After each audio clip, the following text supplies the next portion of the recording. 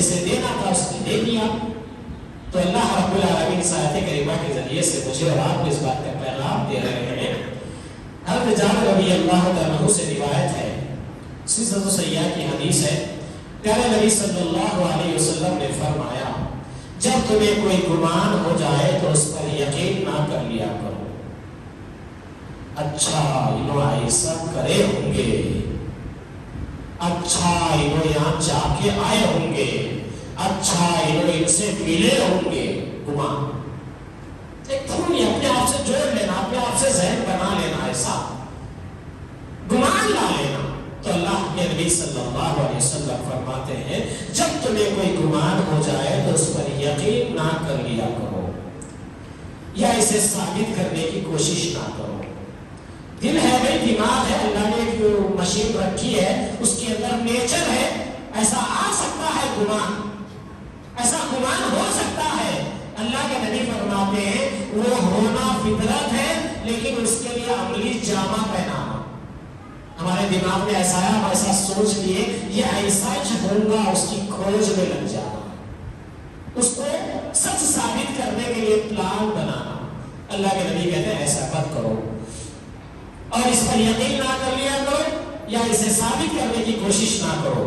اور جب تم حسد میں مبتلا ہو جاؤ تو اس پر عمل کرتے ہوئے سرکشی نہ کرو. انسانی فطرت ہے کہ اس کے اندر حسد آ جاتی ہے, یہ اس کے پاس ہی کیوں. ایک آدمی کہہ رہا ہے شیخ صاحب حسد کیا ہوتا میری سمجھ میں نہیں آیا, لیکن ایک واقعہ میری زندگی میں ہوا ہے, میں اسے آپ کے سامنے بتاتا ہوں, آپ مجھے بتائیے کہ حسد میں سے ہے یا نہیں ہے. دو سگے بھائی ہیں, دو سگے بھائی مل کر ایک کام کو انجام دیتے ہیں. سگے بھائی میں سے ایک بھائی اس مال کا ذاتی حقدار ہے جس پہ کام کر رہے ہیں, دوسرا بھائی بحیثیت مزدوری کے کام کر رہا ہے. ایک بھائی کا ذاتی مال ہے, دونوں سگے بھائی ہیں, ایک بھائی بحیثیت مزدور کے کام کر رہا ہے, دونوں مل کے کام کر رہے ہیں. کام کرتے وقت بھائی کہتا ہے کہ اس کام کو ہم ایسے انجام دیں گے جلدی سے ہو جائے گا, خوبصورت ہوگا. دوسرے بھائی کو بات ہی ہضم نہیں ہو رہی ہے, وہ چاہتا ہی نہیں ہے کہ ایسا ہو.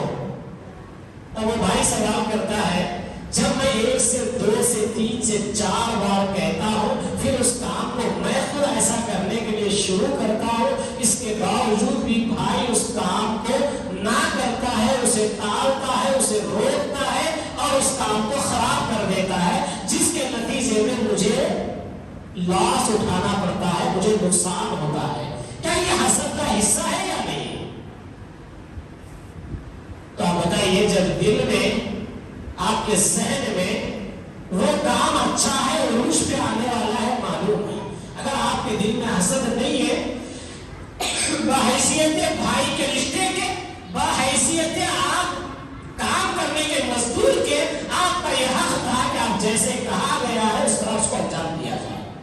اگر وہ کام اسے انجام نہیں دیا گیا تو مطلب کہ آپ کے دل میں حسد پل رہا تھا, اس لیے آپ نے اس کام کو خراب کیا. کھلی سی بات ہے. تو اللہ رب اللہ کے پیارے نبی صلی اللہ علیہ وسلم یہی بتا رہے ہیں, اس پر یقین نہ کر لیا کرو یا اسے ثابت کرنے کی کوشش نہ کرو. اور جب تم حسد میں مبتلا ہو جاؤ تو اس پر عمل کرتے ہوئے سرکشی نہ کرو. سرکشی کیا ہے؟ حسد دل میں آ گیا کہ ایسا ہوا تو پروفٹ ہوگا اس کا, ایسا ہوا تو انہیں ترقی کر لے گا, ایسا ہوا تو انہیں کما لے گا. سگا بھائی بھی ہے, بحیثیت نوکر بھی ہے, دونوں باتیں واضح ہے اس کے اوپر. اب حسد تو دل میں آ گیا, سرکشی یہ ہے کہ کرو کہنے کے بعد نہ کرنا. سرکشی یہ ہے کہ معلوم ہو گیا کہ اس سے اس کو جلن ہے, اس کے باوجود بھی اس کو جلانے کے کام کرنا. ایک آدمی کہہ رہا ہے کہ بھائی اس سے آپ کو کیا تکلیف ہے, یہ تو میرا معاملہ ہے. بہت سے لوگ بولتے ہیں یہ کیا ہوتے, ان کو اگر تکلیف رہتی ہے تو پڑوسی کو فون کر کے بولتے ارے وہ کیا جی مٹھی اٹھی ڈال رہے ہو تم کیوں بیٹھے ہوئے. انہیں ایمان والا بات بتا رہے بھائی گھر بنا رہا مٹھی نہیں ڈالے تو کیا ڈالی گیا لا کے, کیونکہ اس کا دل صاف ہے, جواب دیتا. اب جس کے دل میں بغض ہے, جس کے دل میں کینہ ہے اور وہ حسد آنے کے بعد سرکشی کر رہا ہے تو کیا کہتا, کیا کیا تمہارے بابا کو لے لو لا کے پوری بٹی وہ ڈال دے روڈ کے سامنے, کیا طریقہ ہے, ایسی کرتے کیا لوگوں کے گھروں کے سامنے. ہم نے سنجیدہ बोलता हूँ भाई डालेगा नहीं, क्यों? काम कर रहा है, मैं भी करूंगा तो लाके डालूंगा, आप भी करेंगे तो लाके डालेंगे, डालेंगे तो काम नहीं होने वाला है किसी का भी हो। तो जब हसन आने के बाद सरकशी, तो अल्लाह के नबी कहते हैं अगर दिल में हसन आ गया तो उसके ऊपर सरकशी ना करो। सरकशी करोगे तो अल्लाह की नजर में मुजरिम हो जाओगे। दिल में आ गया उसको वही दफन करो, उससे बाज आ जाओ, उसके बजाय खैर के काम करो। लेकिन नहीं, शर के काम करना क्या है? अल्लाह के नबी ने कहा उसमें मुब्तला हो जाओ तो उस पर अमल करते हुए सरकशी ना करो, और जब तुम्हें बदशगुनी हो तो अपना काम जारी रखो, बदशगुनी हो जाना। क्या है कि भाई लोग बोलते सफर का महीना शुरू हो गया करते, आज नया घर लेना कि नहीं लेना की दिल में आ गया, क्यों? नानी खाला बोलते आए, सारी जिंदगी हम सुनते आए कि ये सारी हमारी कल्चर, हमारी सोसाइटी का दीन बना हुआ है। सफर का महीना आ गया, अच्छे काम नहीं करना है, नई चीजें नहीं खरीदना है, नए कपड़े नहीं पहनना है, पता नहीं क्या क्या बिगाड़ें हमारी जिंदगियों में आ गई है। तो आदमी के दिल में ऐसा ख्याल आ जाता कि भाई सफर का महीना नहीं करना था, कहते नई गाड़ी लेके मैं चलेगा, ये एक्सीडेंट हो गया। आदमी के दिल में आता है ख्याल। ऐसा ख्याल जब आ जाए, अल्लाह के नबी सल्लल्लाहु अलैहि वसल्लम कहते हैं ख्याल आना इंसानी फितरत है, लेकिन उसके वास्ते काम छोड़ देना ये सरकशी है, ये हसद का साथ देना है। तो अल्लाह के नबी सल्लल्लाहु अलैहि वसल्लम ने फरमाया सरकशी ना करो, और जब तुम्हें बदशगुनी हो अपना काम जारी रखो, काम छोड़ो मत, और अल्लाह पर ही भरोसा रखो। और जब वजन करो तो पलड़े को मजीद झुका कर तोला करो। तोलने की बारी आ जाए तो पहले को झुका के तोलना। वहां भी एक हसद रहता, अरे जाने में जरा यूं करे तो महंगा आजकल का, हमेशा 50 ग्राम भर के देने वाला, टमाटर 140 रुपए किलो हो रहा बोले तो कम तोल के दे रहा कम, फिर उसमें भी कम तोल रहा, क्यों? उसके दिल में हसद है, जाने में जब सस्ता भाव दे रहे थे अब भी देंगे क्या, अब क्या क्या कम करके देंगे। तो अल्लाह के नबी ने कहा ऐसा नहीं, जब तोलने की बारी आ जाए, चाहे महंगाई के जमाने में तोलो, चाहे सस्ताई के जमाने में तोलो, तोल से बढ़ते हुए देना, तो वजन कम नहीं है। यह उम्मत मुस्लिमा को तालीम दी है। आइए हज़रत ज़बरा बिन साहिबा रज़ियल्लाहु तआला अन्हु से एक रिवायत है, वो कहते हैं कि अल्लाह के नबी सल्लल्लाहु अलैहि वसल्लम ने फरमाया लोग इस वक्त तक खैर और भलाई पर रहेंगे जब तक एक दूसरे से हसद नहीं करेंगे। अल्लाह के नबी ने फरमाया इस जमीन के ऊपर रहने का फॉर्मूला, इस जमीन के ऊपर अमन और सुकून से जिंदगी इंसानों को गुजारने का फॉर्मूला यह है, उस वक्त तक लोग भलाई पर रहेंगे जब तक एक दूसरे से हसद नहीं करेंगे। एक दूसरे से हसद जब तक लोग नहीं करेंगे, जमीन पे सुकून और सलामती के साथ रहेंगे, अमन से रहेंगे। आज कौन सी पॉलिटिकल लीडर है जो हसद के बगैर अपनी पॉलिटिकल चला रहा है, अपनी सियासत चला रहा है? आज कौन सा ऐसा जिम्मेदार है जो अपनी जिम्मेदारी की वजह से लोगों के अंदर हसद या फिर अपने अंदर नजरियात को बदल के काम कर रहा है? आइए इस हदीस मुबारका से अल्लाह के प्यारे नबी सल्लल्लाहु अलैहि वसल्लम ने इस उम्मत को इस बात का दर्श दिया है, आपकी बस्ती का कोई लीडर हो, वो लीडर को इस बात की हसद नहीं होना कि दूसरा कोई लीडर बनने जा रहा है। आज हमारे इलाके में अगर कोई आदमी खैर का काम कर रहा है, करने वाले से लोगों को तकलीफ नहीं होनी चाहिए, बल्कि लोग भी वो खैर के काम करने के लिए आगे बढ़े। वो 10 का कर रहा है, आप भी 10 का करिए, 20 आदमी का फायदा होगा। नहीं, लोग बोलते हमारी टक्कर में नहीं आता। टक्कर किसकी है? पूरे जमीन पर अल्लाह का बहुत काम है, पूरे जमीन पर अल्लाह ने बहुत सी जिम्मेदारियां इस उम्मत को सौंपी है, करिए। लेकिन नहीं, हसद अपने दिलों में आ गया है। उस हसद के बाद हमारे अंदर सरकशियां हैं, हमारे वार्ड से कैसा लड़ता होगे, हमारे वार्ड में आके कैसा बोलता होगे, हमारे वार्ड की उसको कहीं फिक्र है नहीं। ये हसद नहीं तो क्या है? इस उम्मत की बर्बादी के असबाब है। इसलिए नबी करीम सल्लल्लाहु अलैहि वसल्लम ने फरमाया लोग उस वक्त खैर और भलाई में रहेंगे जब तक आपस में हसद नहीं करेंगे। हसद अगर आ भी गया तो उसके लिए सरकशी नहीं करेंगे। सरकशी आने तो क्या हो रही है? धमकियां दी जा रही है, बोला जा रहा है कि तुम उनके पास क्यों जाते हो, हमारे पास क्यों नहीं आते हो। تم ان سے کیوں مسئلے حل کرتے ہو، ہم سے کیوں نہیں کرتے ہو؟ تم وہ مولانا کے پاس کیوں جاتے ہو، ہمارے پاس کیوں نہیں آتے ہو؟ ہم بستی والے ہم کو چھوڑ کے وہاں کیوں جاتے ہو؟ تم اپنے اندر وہ قابلیت پیدا کرو کہ لوگ دوسری بستی چھوڑ کر یہاں جانے کی بجائے آپ کے پاس آئے۔ نہیں، وہ نہیں کریں گے، بل حسد کریں گے۔ تو اللہ کے پیارے نبی صلی اللہ علیہ وسلم نے ایسی 90 احادیث میں آج لے کر آیا تھا، لیکن نہیں سنا پاتا ہو۔ کچھ حدیثیں آپ کے سامنے رکھ کے میں اپنی بات کو ختم کرتا ہوں۔ اللہ کے پیارے نبی صلی اللہ علیہ وسلم نے فرمایا، سدر السیاح کی حدیث 257 کے اندر آپ نے فرمایا اپنی ضروریات کو پورا کرنے کے لیے رازداری کے ساتھ کام لیا کرو، کیونکہ ہر نعمت والے سے حسد کیا جاتا ہے۔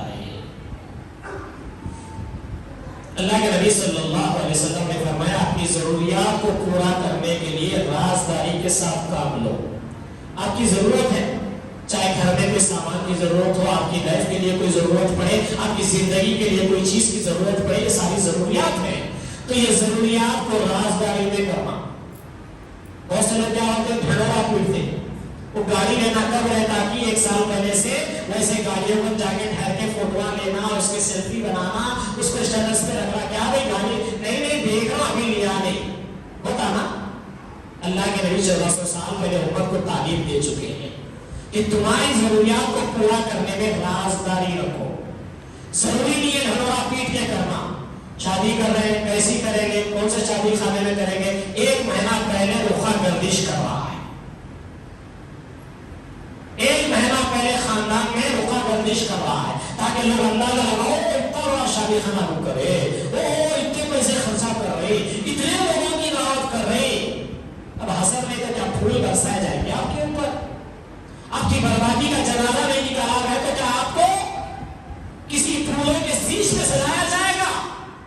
ہونا وہی ہے۔ اللہ کے نبی نے کہہ دیا ہر نعمت جس کو دی جاتی ہے اس نعمت والے سے حاصل کیا جاتا ہے، چاہے مولوی ہو، جاہل ہو، ان پڑھ ہو، پڑھا لکھا ہو، نیکار ہو، بد کردار ہو، اگر اس کے پاس کوئی نعمت ہے تو یہ قدرت خالق کائنات کا یہ نظام ہے کہ اس نعمت والے سے حسد کیا جاتا ہے، چاہے وہ انسانوں کے ذریعے سے ہو، چاہے وہ جنات کے ذریعے سے ہو، اس انسان کے پاس جو بھی نعمت ہوگی اس سے حسد کیا جاتا ہے۔ اسی لیے اللہ کے نبی نے فرمایا اپنی ضروریات کو پورا کرنے کے لیے رازداری سے ساتھ کام لیا کرو، کیونکہ ہر نعمت والے سے حسد کیا جاتا ہے۔ اپنی جو اللہ کی نعمتیں ہمارے پاس ہے ان نعمتوں کو نچھاور کرنے کی ضرورت نہیں ہے، ان نعمتوں کا ڈھنڈورا پیٹنے کی ضرورت نہیں ہے، کچھ نعمتوں کو آپ رازداری میں رکھیے، یہی آپ کے لیے بھلائی ہے اور خیر ہے۔ حضرت عائشہ رضی اللہ عنہا سے روایت ہے، لمبی طویل حدیث ہے، اس کا کچھ حصہ میں آپ کے سامنے رکھ رہا ہوں تاکہ حسد کے معاملات میں ایک بیماری مجھے اور آپ کو سمجھ میں آ جائے۔ وہ یہ ہے اللہ کے نبی صلی اللہ علیہ وسلم کہ زوجہ محترمہ عائشہ رضی اللہ عنہا کہتی ہے کہ یہودی رسول اللہ صلی اللہ علیہ وسلم کے پاس آیا اور کہا کہ السلام علیکم، اے اللہ کے نبی تم پر بربادی آ جائے، آپ ہلاک ہو جائیں۔ کیا کہا میں نے؟ السلام، حدیث کے الفاظ ہے، الف سین کے ساتھ میم، سلام کرنے میں السلام کہنا کسی کو ہلاک و برباد ہونے کی دعا دینا ہے۔ کلام کا استعمال نہیں کیا گیا تو وہ کیا ہے؟ بربادی کی، ہلاکت کی دعا دینا ہے۔ اس لیے یہودی آیا اور اللہ کے نبی صلی اللہ علیہ وسلم کو کہا گیا محمد آپ پر ہلاکت ہو، نبی کریم صلی اللہ علیہ وسلم نے اسے جواب میں فرمایا وعلیکم، وعلیکم، تیرے لیے بھی ہو۔ حضرت عائشہ رضی اللہ عنہا کہتی ہے کہ میں نے بولنے کا ارادہ کیا تو نبی صلی اللہ علیہ وسلم کے چہرے پر میں نے ناپسندگی کے آثار دیکھے۔ اللہ کے نبی حضرت عائشہ جواب دینا چاہ رہے تھے اس یہودی کو، لیکن اللہ کے نبی نے دیکھا تو آپ کے چہرے کے آثار سے حضرت عائشہ کہتی ہے کہ مجھے لگا کہ اللہ کے نبی ناپسند کر رہے ہیں کہ میں کچھ بولوں، تو میں خاموش ہو گئی۔ اسی طرح ایک دوسرا یہودی داخل ہوا، اس نے بھی وہی الفاظ کہے جو پہلے والے نے کہا، تو میں نے ارادہ کیا کہ رسول اللہ صلی اللہ علیہ وسلم کچھ جواب دوں، لیکن رسول اللہ صلی اللہ علیہ وسلم کے چہرے پر میں نے نظر ڈالی تو آپ کے چہرے پر ناپسندگی کے آثار نظر آ رہے تھے۔ پھر تیسرا یہودی داخل ہوا اور کہا مجھ سے صبر نہ ہو سکا اور میں نے کہہ دیا وعلیکم السلام وغضب اللہ ولعنت اللہ۔ تو حضرت عائشہ رضی اللہ عنہ کے یہ الفاظ سن کر انہوں نے کہا ہلاکت ہو، اللہ کا غضب ہو اور اس کی لعنت بندوں پر اور خنزیروں کے بھائیوں پر۔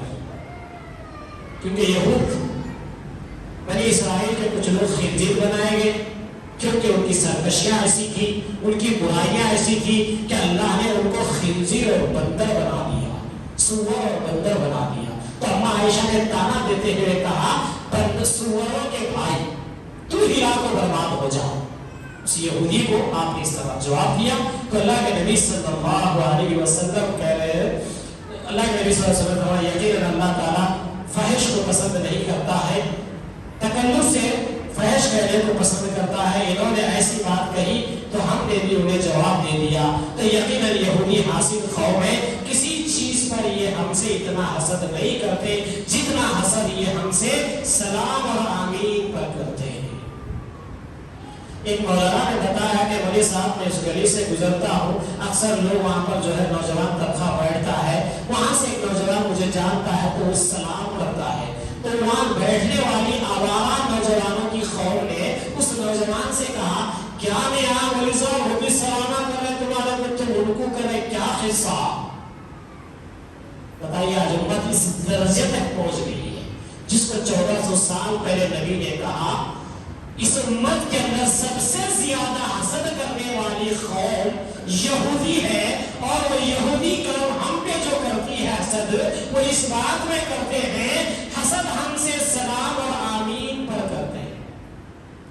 آج امت کہاں پہنچی اندازہ لگائیے۔ نبی نے بتلایا کہ یہ یہودیوں کا کام ہے کہ امت کے لوگ جب سلام کرے تو ان کو حسد ہوتا ہے، ان کو جلن ہوتی ہے، اور جب نماز میں وہ آمین کہے تو ان کو حسد ہوتی ہے، جلن ہوتی ہے۔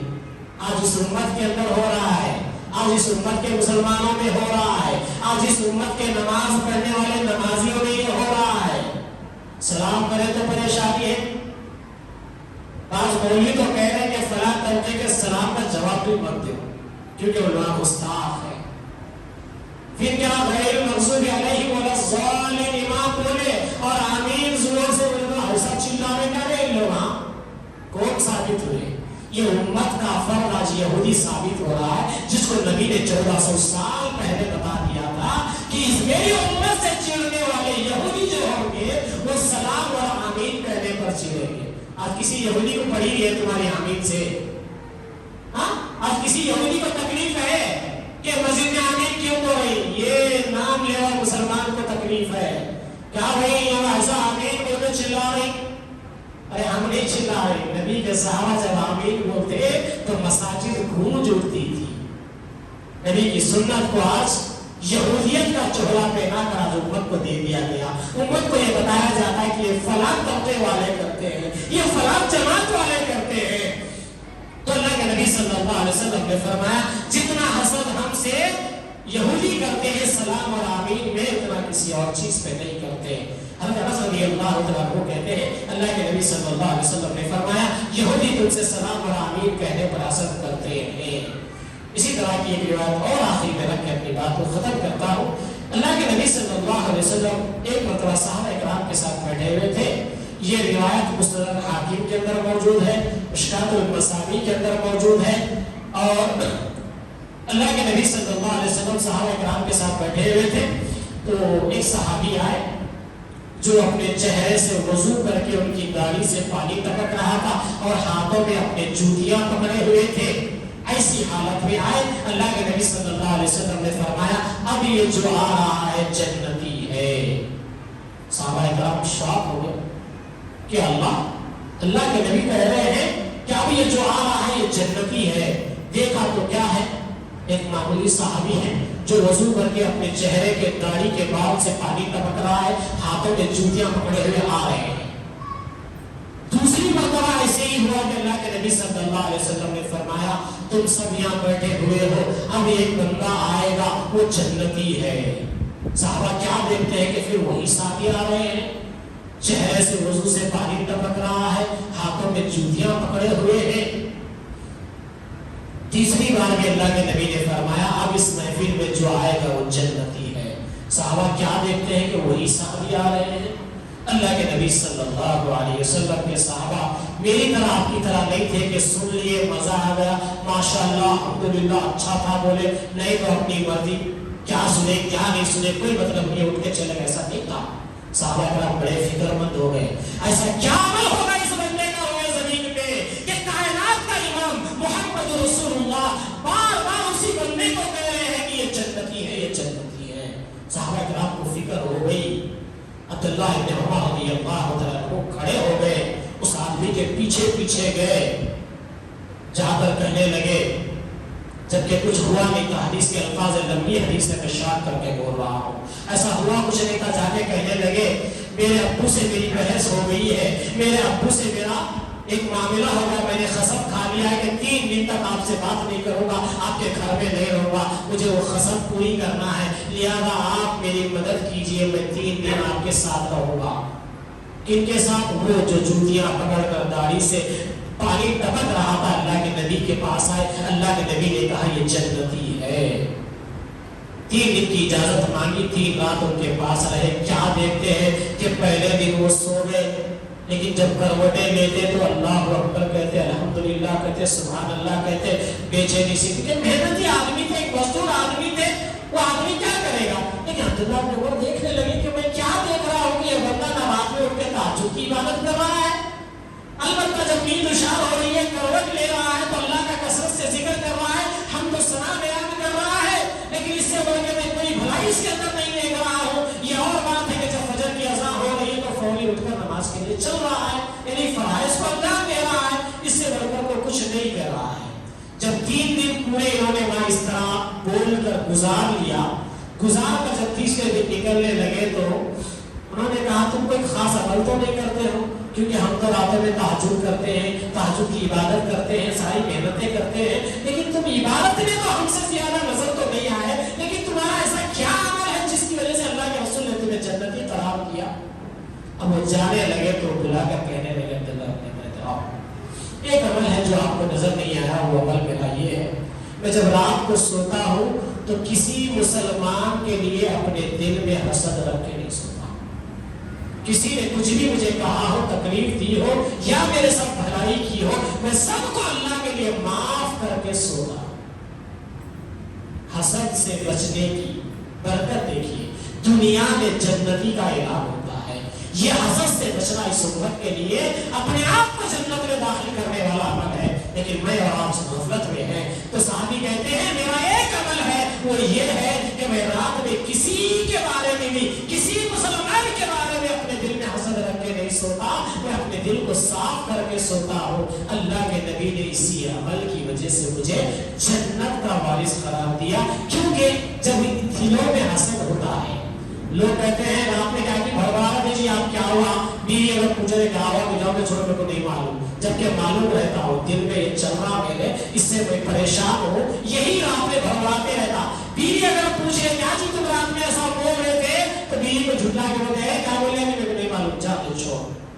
تو اللہ کے نبی صلی اللہ علیہ وسلم کی اس حدیث سے مجھے اور آپ کو اس بات کا درس مل رہا ہے کہ ہمارے دلوں کو حسد سے پاک رکھنا ضروری ہے، اس لیے کہ موت کبھی بھی آ سکتی ہے، موت جب آئے اگر ہمارے یہ دل حسد سے پاک ہوگے تو انشاءاللہ جنت میں داخلے سے ہمیں کوئی نہیں ہو سکتا۔ آخر میں اللہ رب العالمین سے دعا ہے اللہ رب العالمین مجھے اور آپ کو نیک توفیق دے، اللہ تعالیٰ جب تک زندہ رکھے، اسلام کا زندہ رکھے، جب موت آئے تو اس حال میں آئے کہ وَلَا تَمُوتُنَّ إِلَّا وَأَنتُم مُسْلِمُونَ وَآخِرُ دعوانا